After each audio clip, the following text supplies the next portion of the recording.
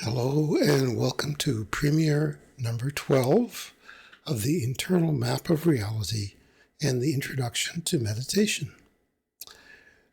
Tonight we will be going through 5 major sections. We will, immediately after this quick review of the agenda, we'll do the 1-minute meditation. And this is our practice for being calm and still. And hopefully with this as a foundation, you can extend your period of meditative state for longer periods of time.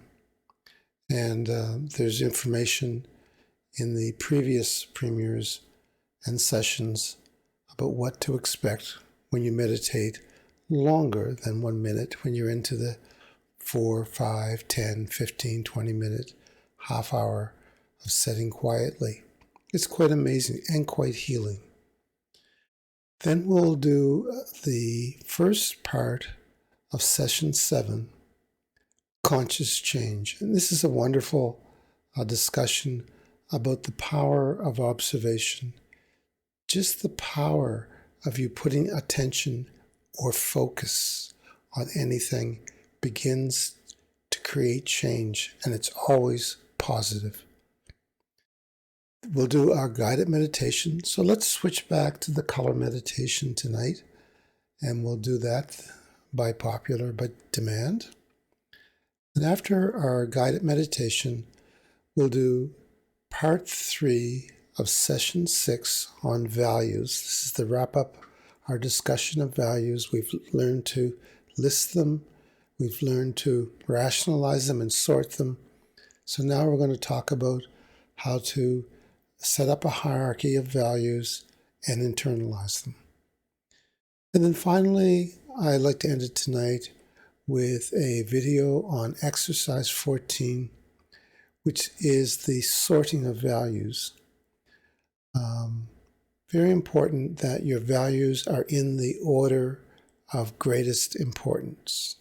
So if you have 3 or 4 important things in your life, you want the first thing to be focused on in your internal map is to be the most important. Okay, so let's get ready for our 1-minute meditation, and then we will continue on with the rest of tonight's information.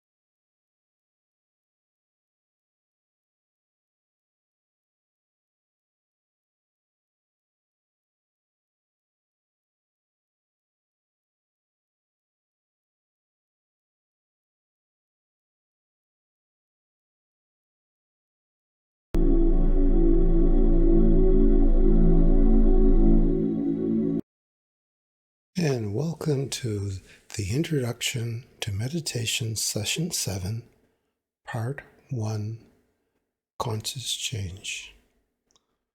Now, we will be going through the various modules, and we're starting a brand new module today.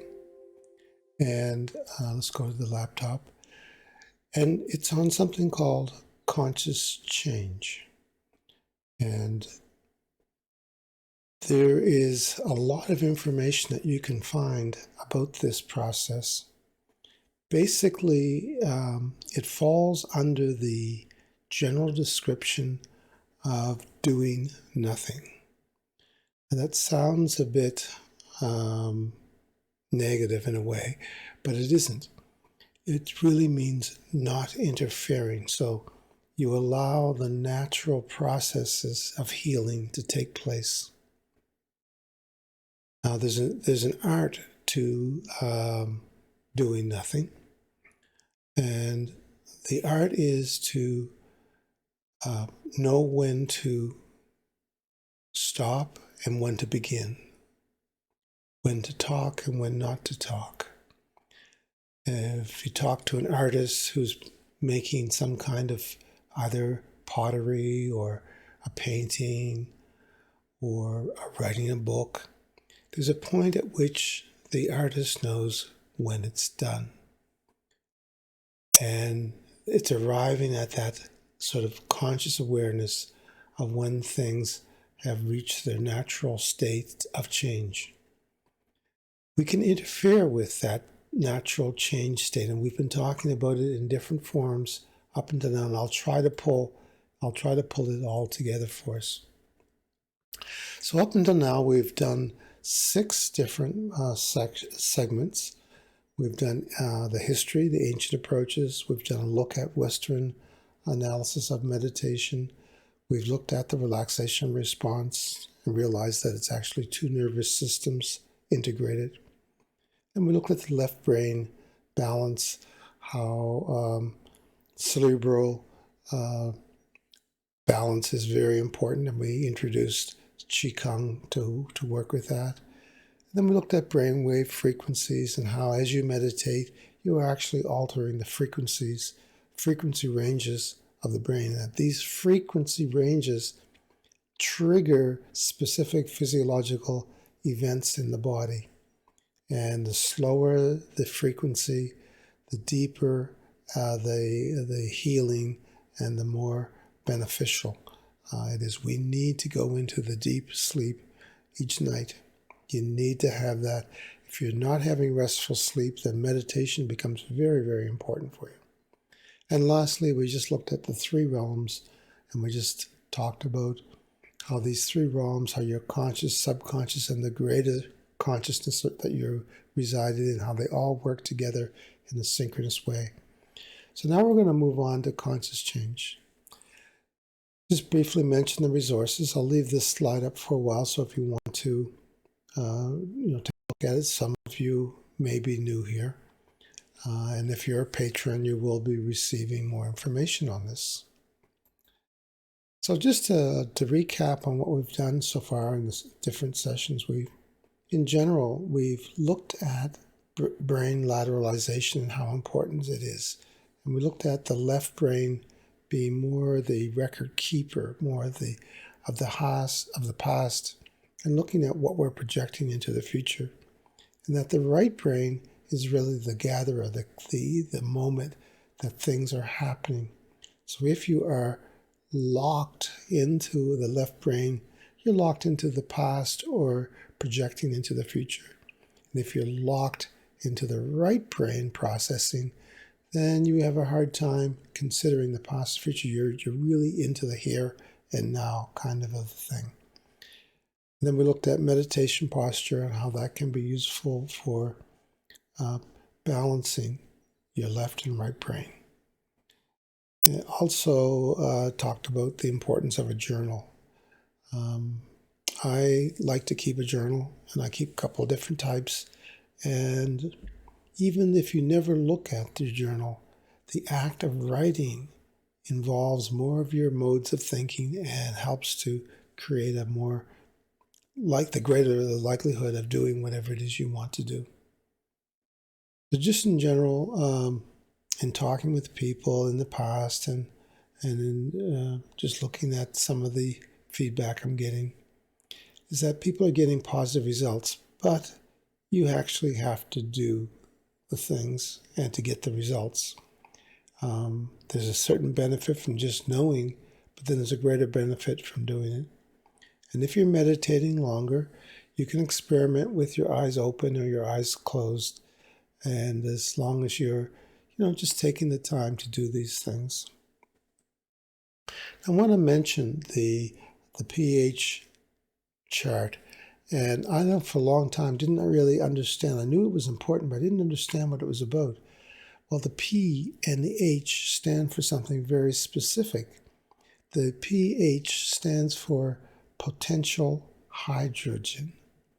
So the requirement for the hydrogen molecule to be in your bloodstream and will determine the amount of electricity that's transferred. So really, it's talking about your potential to exchange electrons in your body and the importance of your electrolyte.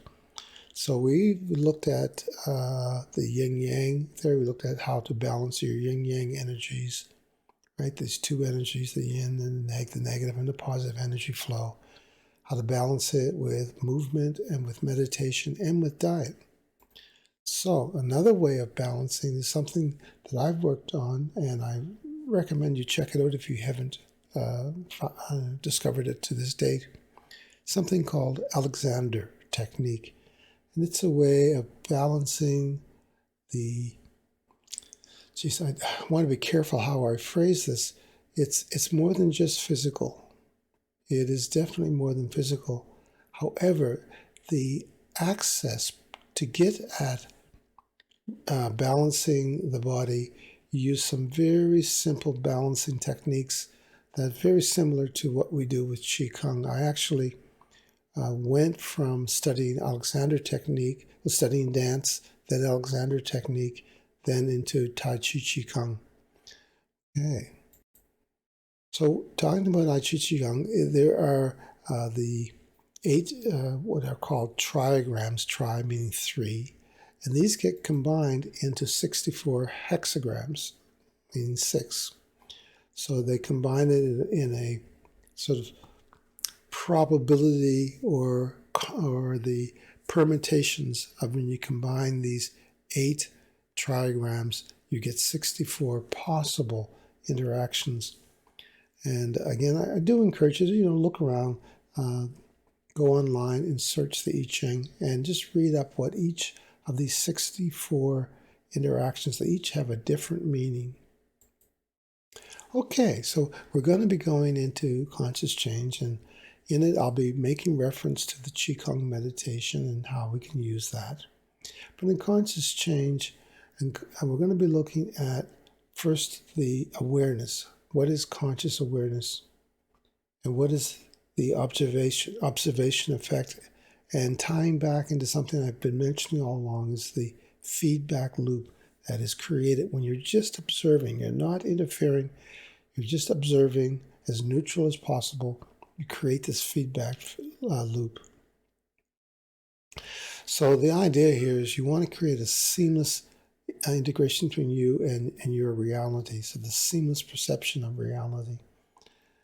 Then we'll be moving on to the subconscious action, and the ability to respond is quite often the interpretation of what a person's level of consciousness is. What is your ability to respond? We'll look at survival instinct. Then finally, we'll wrap it up by looking at examples of healing. How can we use this conscious awareness for healing, either through touch therapies or self-adjustments, or even something that is now quite accepted to be a therapy is the placebo effect. And then we'll finish it up by touching base with our traditional meditation practices. So here's the definition of awareness or conscious awareness. Knowledge that something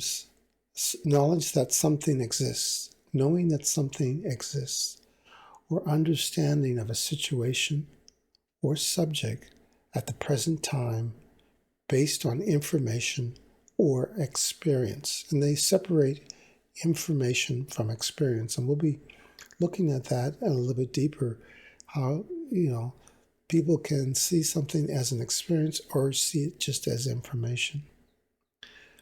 Well, that's as far as we're going to go in just introducing conscious awareness. And then in our next session, what we will do is that we will go deeper into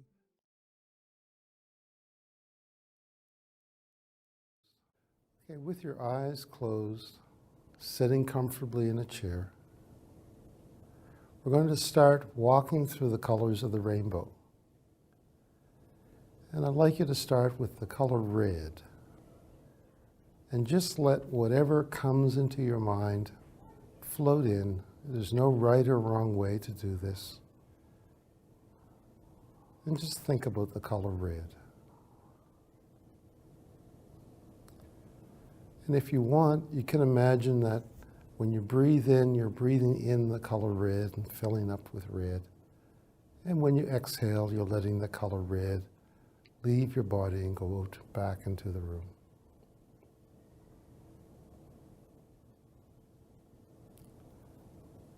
Red. Now we're going to move from red to orange. Just start thinking about the color orange, and whatever comes to your mind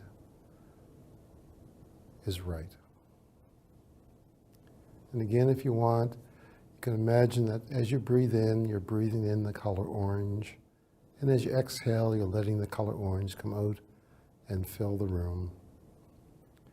And if you have a little bit of that red left, you can let that out too. Orange.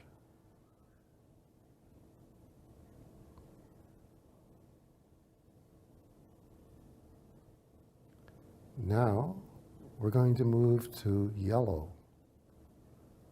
Yellow. And just as before, there's no right or wrong way. Whatever comes to your mind about yellow is right. And if you want, you can imagine that you're breathing in the color yellow, filling up with it, taking as much as you want because it's free. And as you exhale, you can let out the color yellow into the room. And if there's any orange left, you can let that out too. Yellow.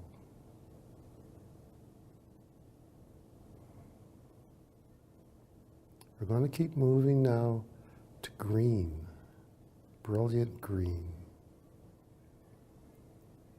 And you can pretend that you're breathing in the color green and filling up with it, brilliant green, and letting it exhale out as you breathe out.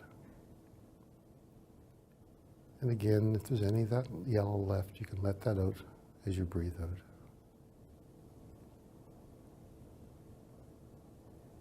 We'll move now to blue. We'll move from green to blue.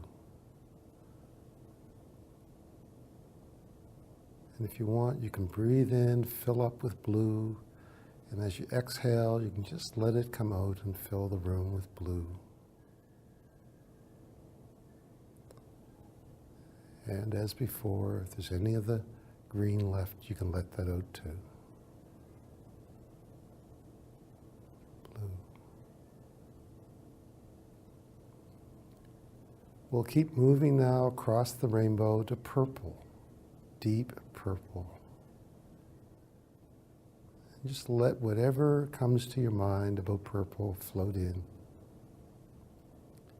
And again, if you want, you can pretend you're breathing in the color purple and breathing it out as you exhale.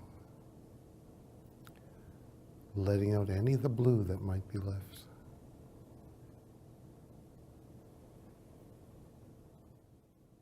Finally, we'll move to violet. Violet's almost like seashells, like mother of pearl. And you can imagine you're breathing in fresh violet, filling up with that color and letting it leave your body as you exhale. And of course, if there's any purple, you can let that out too. Violet. And to finish up this little guided meditation, we're going to combine all the colors together and create a brilliant white light. Brilliant white light. All the colors together balanced. And you can pretend you're breathing in this brilliant white light, filling up with it, and exhaling it out as you breathe out, filling up the room with this brilliant, clear, bright, white light. And at any point, you feel you want to open your eyes and come back, you can.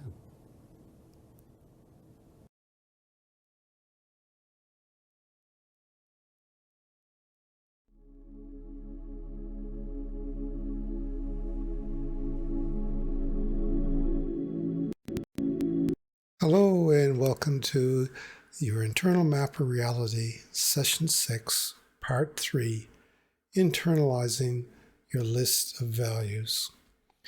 We will now go into the act of cleaning up your list. So you've got your initial list, which you generated in free form. And in the last part, we looked at how to rationalize a bit and sort it, get rid of duplicates, crunch up if you needed to. Did an exercise on that. So now we're going to be looking at ways of internalizing your list. You say, well, why would I need to internalize your list? Well, here's the thing. Again, use the example of people you know that are getting what they want in life, that are extremely successful. They kind of know where to go and what to do. They don't spend a lot of time thinking of what they need to do next, or if they should do something or not do something, right? Their list is internalized. So, they don't need to evaluate it quickly. They don't need to evaluate it over a long period of time. They can do it quickly. So when you have your list, you've combined all the similar things. You've selected options by crunching up, and you begin to think of the first steps.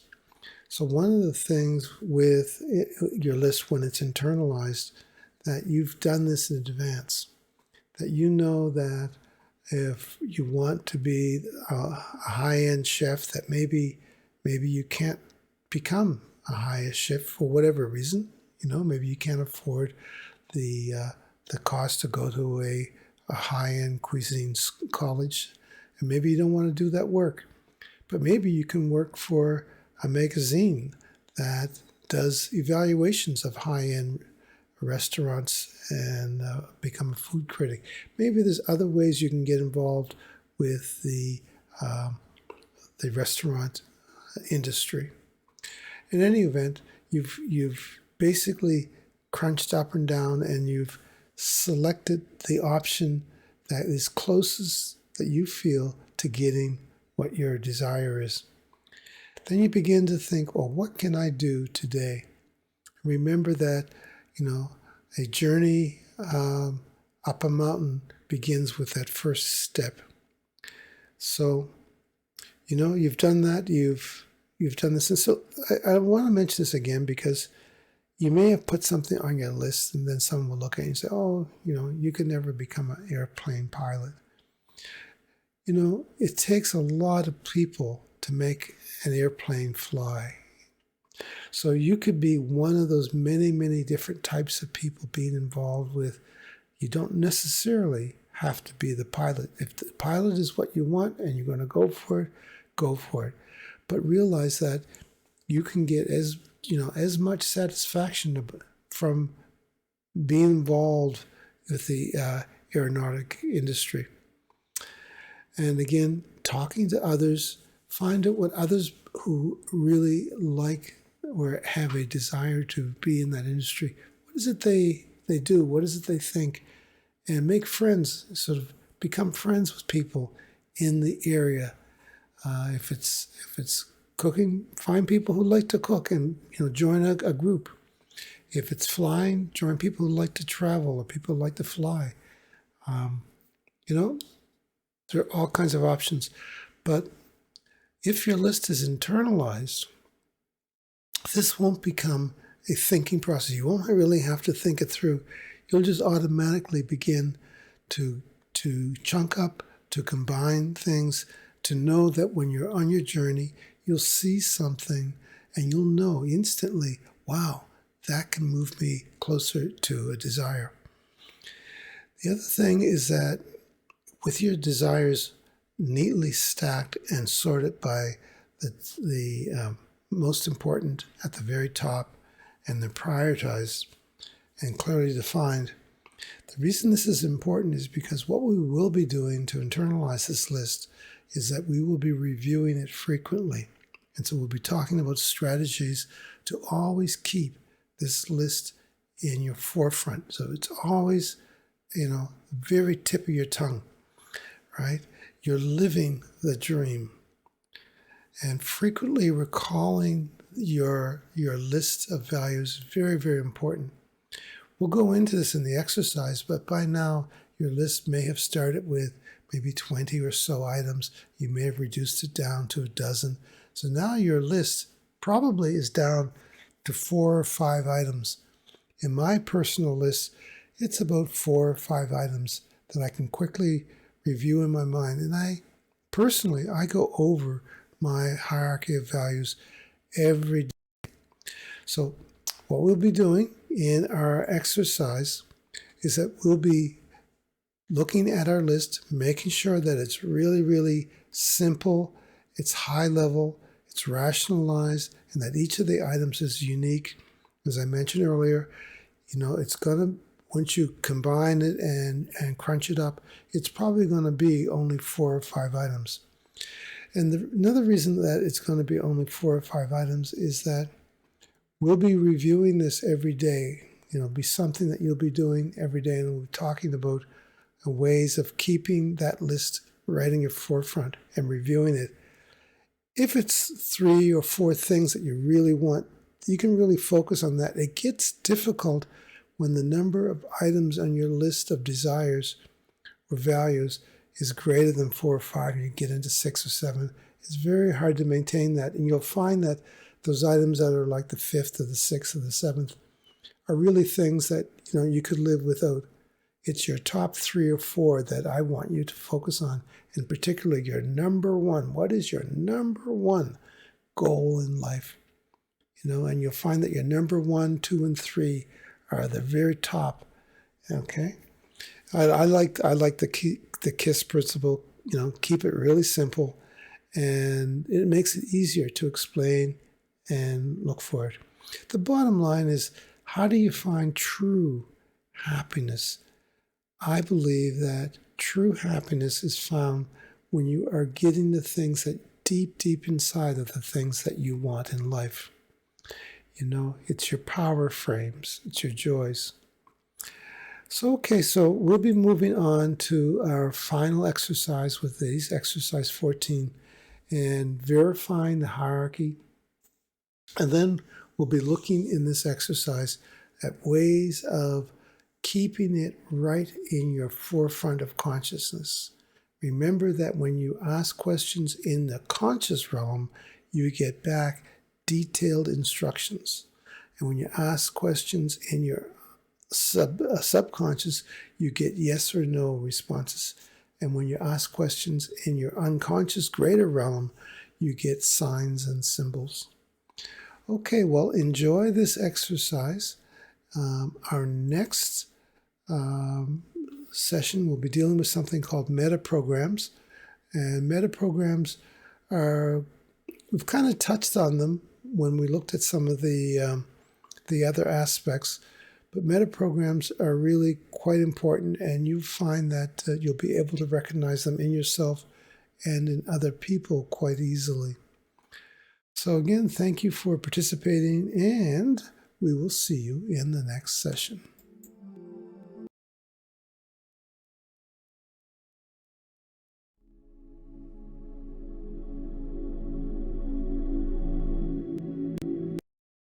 And welcome to Internal Map of Reality Exercise 14. We'll be talking about sorting your values. It's very important. If you ask someone or you ask yourself, what are the 4 or 5 things that are the most important things to you?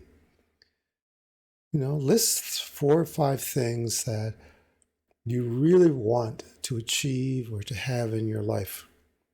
Now, if someone can't answer them, have no clear, there's an issue there, and I've talked about that this list is very important because your internal map of reality is going to go through this list in the order that you've placed it. So the most important thing is on the top, and the less important or least important on the bottom. And that's the order that your internal map will process them and will constantly be trying to satisfy them. So it's very, very important. So this exercise is to look at how to take the list that you generated in the last exercise and how to improve it or to make it more accurate.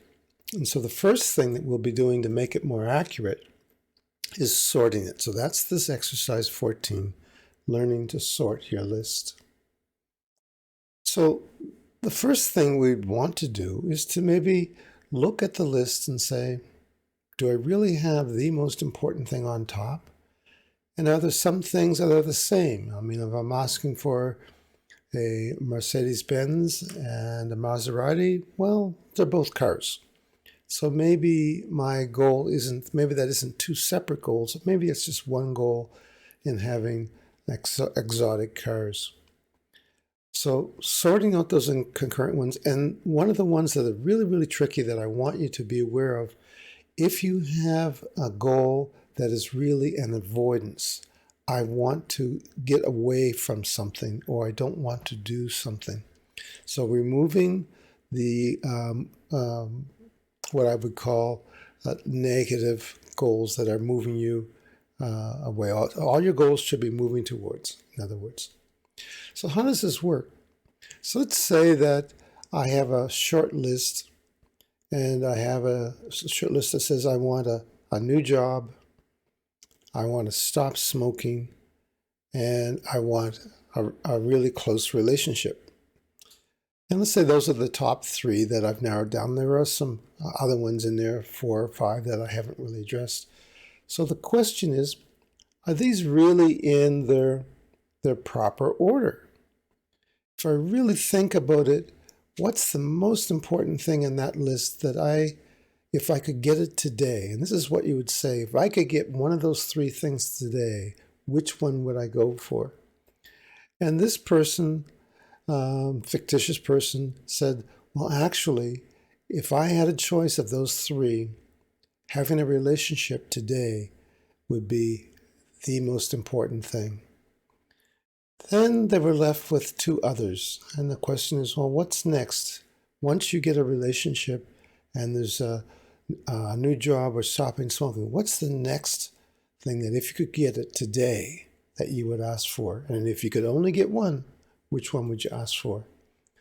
And this person said, well, I'd like to have a new job. So if I could get the second thing, I would make it a new job. And of course, the final thing that they would ask for, if they could get it today, would be to stop smoking. And this is what you need to do with your list. Whittle it down to, like, if you have 20 things in there, collapse them into one key one, right? And get it down to maybe 4 or 5 key things that you want in your life. And I say get it down to 4 or 5 because really, that's a healthy list.